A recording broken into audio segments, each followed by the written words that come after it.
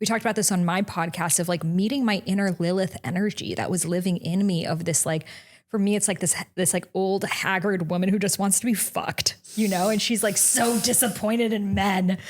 And she's just like, and it's like, she just wants to be fucked, you know? Right. And like meeting these different sides. And then every time I'm like, wow, had I not done that practice, all of that would have been living in me. And I would have been manifesting my reality from that still being the conscious experience within. And I started to really learn about the cervix and how the cervix is the base of our nervous system. And it's like, you want to talk about nervous system healing, go straight to the root. Totally. And like really touching, I never had touched my cervix before with my finger, like touching my cervix, feeling around it, feeling where there's points of congestion. And then, oh my God, it opens you up to God, like such orgasmic states that I was having better orgasms from myself with my little finger than I ever was in my entire marriage. And That's why they're like, better not touch yourself if you have a husband, because you might find out how fucking awesome it is. You might find out that you have all the DMT in the world in your yoni. So you could be with a man because you wanted to be, not because you had to be. Oh my God. And then you're not desperate for men anymore. Because, you know, when I got out of the marriage, it wasn't like I like made a choice to be single. It was just like, oh my God, now I'm single. I literally don't know how to do this. It felt like my arm had been chopped off. So like the first propensity is like, find another long-term partner so I can go back to my life. Yeah. You know, it felt like there's this massive void, find someone new, go back. And then God universally cock-blocked me. It was like, it was not working with anyone because I needed to learn how to be alone. And that for me was the hardest thing. It's like, I was alone a lot in my marriage, but to like live alone, be alone. Like I remember you invited me to come live in your queendom and earlier this year or last year. And I was like, I feel like I need to just be alone in the mountains. And that's what I did. I just had a house and I would just sit there. And like, when I would feel that like deep loneliness / like feminine yearning that comes up sometimes when you're single, that you're just like, it's just like this craving that like only love will kind of like take away. And then it comes up and it would come up randomly. I'd be working or something. It would be this like deep yearning. And I would like get on a dating app or eat chocolate or like distract myself. And I would just become so conscious of like, you're not alone, you know, like, be patient, you know, because anyone that you find from this energy, it's not the energy you want to be in relationship with. So I would like sit in that aloneness and like, what am I so afraid of here? And like even to the core root of like, if I'm alone, that means I'm insignificant. Okay, why does that mean I'm insignificant? Well, it means no one will even know that I'm here. It's like, okay, what does it mean if no one knows that you're here? It's like, I don't know, I'll just be here. And it's like, so then what? It's like, then there's peace. I'm like, so then what am I so afraid of? It's just peace. But I was so used to, I don't even know who I am outside of relationship with someone else. And so I really needed to sit with that. And I mean, I spent this entire year completely celibate in my own energy with my Yoni mapping, of course. And I'm so grateful for this year because I know if I had gotten into a relationship, I would have escaped myself. You know, I was in that deep pain of just like, I want to be met. And that's not everyone's journey. But for me, I think sometimes your biggest fears need to come to reality to happen. And my biggest fear was like, what if I end up alone? It's like, okay, so what if you do? Yeah. Yeah. All right, there's so much there. All right, number one, I think I just came up with a new term, which is goddess celibacy, which means I'm not having sex with others, but I'm definitely having sex with my crystal wand. With myself, yeah. I'm definitely having sex with my crystal egg. Yes. I'm definitely doing sex magic rituals in my bathtub. Totally, daily. And I'm goddess celibate. Yes. Because it's like when some of our friends are like, I'm monogamous. I'm like, not per like people in Idaho. I'm like, oh, it's California monogamy where you just hook up with your hot friends. Right. You know? It's like California sober. Yeah, totally. So we've got goddess celibacy. Okay, number one. Number two, let's talk about cervical de-armoring for just a second for anyone who was like, wait. How would I do that for myself? Number three, let's actually just address your rainbow face really quick. And the sacrifice you made to have a rainbow face, because you sat down and we were like, whoa. And then we were like, no. We need to keep this. Zahara looked in the sun the whole time in an uncomfortable way so that she could have a rainbow face. And I just want you to know that this is the woman she is. I will stare into that light if it means I'm going to look like a rainbow for you guys. You know, I've got the sun on my back, so I'm like sweating like crazy. Me sweating all over myself is like a semi-regular appearance on this podcast. Over the rainbow. All right. And then let's have some sex magic. Are you down for that? Yes. Okay, cool. So this is my mood supplement line, and sex magic fits really well with goddess celibacy. We're going to have a goddess celibacy podcast, which means that we're not going to fuck each other, but we are going to drink sex magic elixir and feel like a lot of waves of ecstasy that maybe border on orgasm. Yes. We might even tip over. You never know what's going to happen. Inshallah. So these are herbs and nootropics that are designed to make your body feel amazing, enhance blood flow sensitivity, and feelings of eros.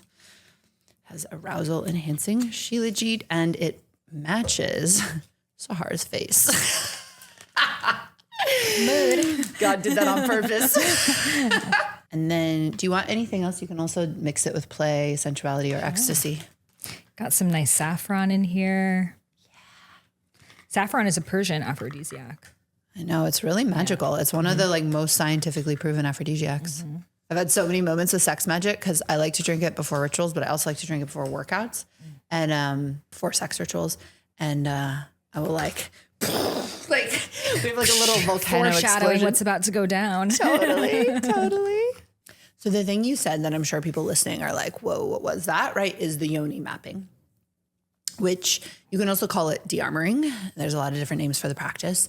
And so the way that I've taught it actually is you can use your fingers, but then to also use a crystal wand because it can go much deeper inside than your own fingers. So you can actually do both. Using your own fingers is really beautiful for that connection to self. And using the wand is really beautiful for going even deeper than sometimes your fingers can reach. I have a position that people can go into that allows you to really access deep, which is going into child's pose. Ah, child's pose. Okay, because there's also like legs up. Yeah, no, if you go in child's pose and you kind of have a pillow, so it's like underneath your hand. That's how my teacher taught it to me. And that was like my first time ever accessing. And so her wisdom is to always use your finger itself because then it allows for that like microcosmic orbit of like your own finger. Cause it's like our hands are so healing. They have Reiki energy in them. So and also with the finger, yes, the wand, you can for sure go deeper, but the fingers, like you can really feel the different tissue in a really deep way and like feel where there's like points of congestion and tightness. And you notice such a difference. And you notice by doing it, your yoni becomes so much more supple, so much more just like plush. And it's just like this like plush little pink palace in there. So, but yeah, I would say yoni mapping too, it's not necessarily a pleasure practice. It's like a lot of times I've cried so many times from it. It brings up whatever is there. I feel like it just really lets your guard down and it's so somatic, right? It's the base of your nervous system. It's like when you're a baby, it's like the first part of you that's developed. So I find from doing it, it's like you really can't hide from yourself. And so, yeah, like you do have orgasms, but it's like sometimes it's pleasurable. Sometimes it's like, it's just like different orgasms, different parts of your body. They have different textures. But I find, and people often cry during orgasms, but when you're by yourself, you can like go there in ways that like often with a partner, it's just it's like when you're writing in a journal just to you versus telling someone. So I find, and I hope to bring this practice for the rest of my life, no matter what, because it just allows you to like tune back into like, what am I actually sitting with right now in my cauldron? Yeah, I've had experience and work with actually 5 different types of yoni mapping experiences. So the reason it's called yoni mapping is this idea that like every single point on your yoni is this destination, right? Just like a map. And so it's like, at some points there literally is like rage that wants to be expressed and released. At some points it's like tears upon tears, right? You can use your own fingers. You can use a crystal wand of some sort. And then you can also work with a partner, right? So your partner can use their fingers or your partner can use a wand. And then I've also worked with people who just do it energetically because, as you said, this idea of having consent for penetration is so important. And it's one of the like first things that I feel all of us need to be taught is checking in. Do you want to be penetrated? Yeah. Even by yourself, right? Is it a yes, as opposed to just putting our fingers up there, or putting a wand up there, putting an egg in there, right? Let alone putting like a hard cock or like someone else's tongue or fingers in there. It's like, is she a yes? Is this part of me a yes to this? Or is it a no? And even just hearing that, because I have seen women and people of all genders with pussies actually like heal a lifetime of pain that they couldn't heal any other way by making a commitment to pussy. I will never have you be penetrated again unless I am a yes. I will honor your no. And we're not taught that. No. We were just taught like, hey, like as soon as like he or they want to put it in, like done, you know? And like you just like deal with that. And in fact, that's like hotter in a way. It's so fetishized in culture. But once that happens, like for me, if I'm penetrated before I'm ready, my body then is in chronic no for the rest of the experience, and I never get to ecstasy. I never get to my deepest orgasm. So what we're doing as a culture by prematurely penetrating women and people with pussies, no matter what their gender identity is we're actually cutting off and disconnecting their path to the highest ecstasy and orgasm. Because if you think about it, you start a massage with a massage therapist who's just like, right? Do you relax for the rest of the massage? No, it's done. Yeah. It's over, right? So that's so important to realize.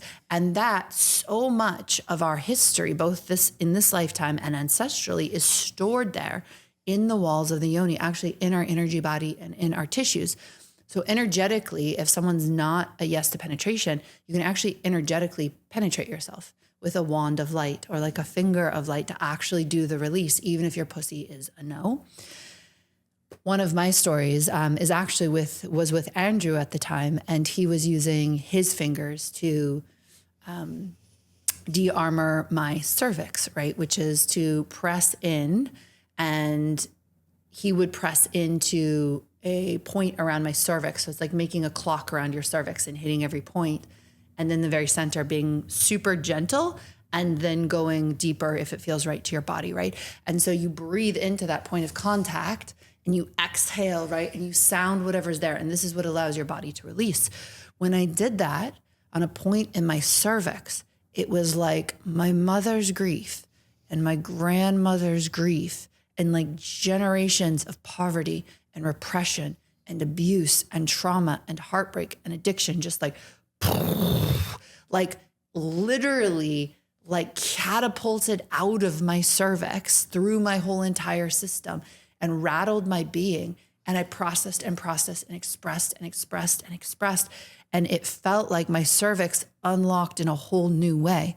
And so a lot of us are like a cervical orgasm, like what? Like it still hurts if I get knocked there during sex, or like that's a painful part of my body. And usually that's because there's an energetic barrier that is still living in the cervix that prevents us from accessing not only pleasure, but the deepest orgasm. And then eventually the activation point for Kundalini Ma is in the cervix. It's actually right there. And it's like this tragedy. It's a Shakespearean tragedy and a cosmic joke all at the same time, that it's like the universe is like, we will give you a powerhouse center point of living goddess embodied consciousness, when which it awakens will place you on a mystical journey of your own divine remembrance beyond anything you've ever known. And the whole world will go technicolor and magic will be restored and your body will become super orgasmic. And also you'll have to heal like every goddamn thing inside of you. It's all part of the journey, but you know what? We're going to hide it deep inside. And then we're going to create a whole bunch of religions that are going to teach you that going there is hellish and scary or bad or wrong, or you'll be slut shamed for it. And then we'll condition all the men to have this misunderstanding of female sexuality that they're supposed to take from her and fuck her really hard while she's all tight. So no one finds this magical button and unlocks the secret of the universe. And then men will become slowly starved and more disconnected from their own magic because it's killing them slowly to dehumanize another human being that way, even though they don't even realize it. And then one day we'll all be like, holy shit, how did we get here? Everyone's so sad and lost and broken, and we've forgotten our divine power. Oh God, what's the answer? We're going to fuck each other right again and find our way back through the cervix. And by the way, the men's point is in the perineum. So God's like, I'm gonna hide it and back it up to your asshole, yo. Coming to theaters 2025.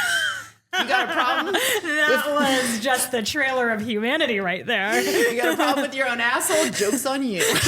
All of it. The very places they tell you not to look is where God fucking is. Yes!